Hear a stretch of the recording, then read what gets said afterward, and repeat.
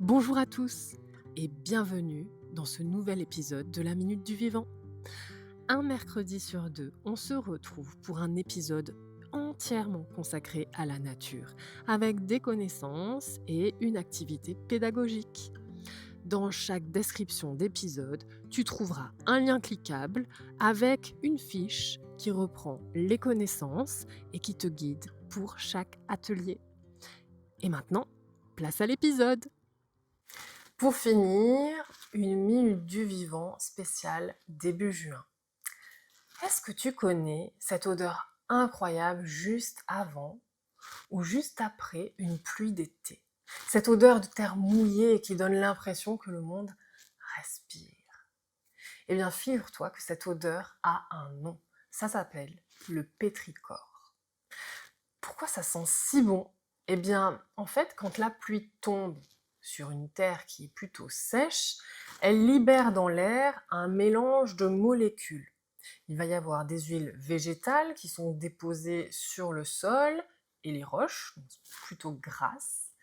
Et il y a aussi une molécule très célèbre qui s'appelle la géosmine. Elle est produite par des petites bactéries qui sont situées sur le sol, les actinomycètes. Et donc cette géosmine, elle est détectable par notre nez, à des concentrations même minuscules.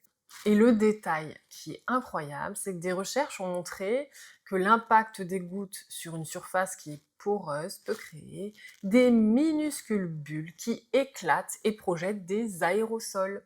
Ces aérosols peuvent transporter des composés qui ont une odeur et donc voyager dans l'air. Donc oui, quand tu sens la pluie arriver, c'est parfois parce que ton nez, il reçoit déjà ces petits signaux avant la pluie ou dit après la pluie.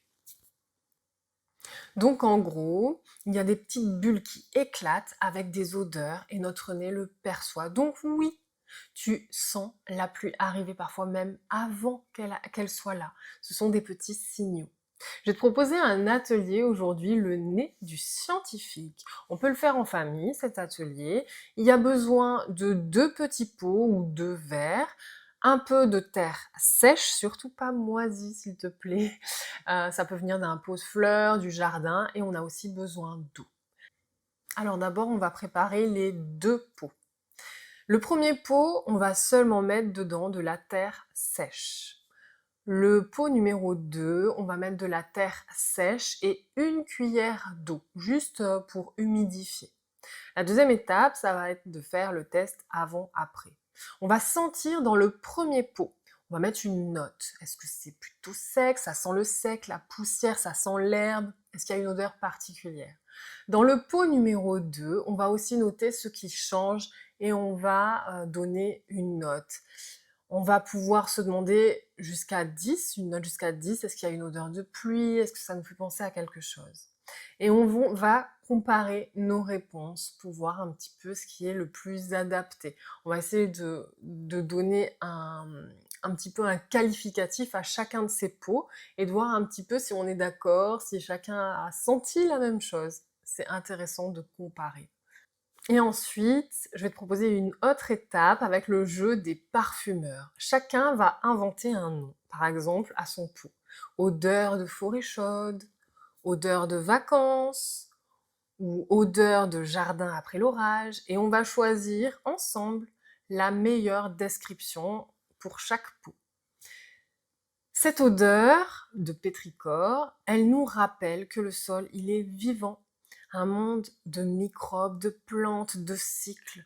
Et plus on observe, plus on a envie de préserver cette nature qui nous entoure et grâce à laquelle on vit.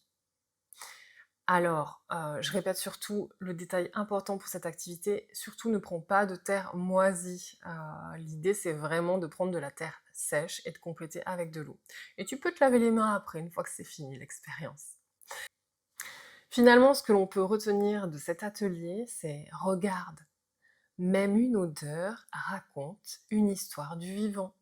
Et quand on apprend à la lire, on respecte davantage.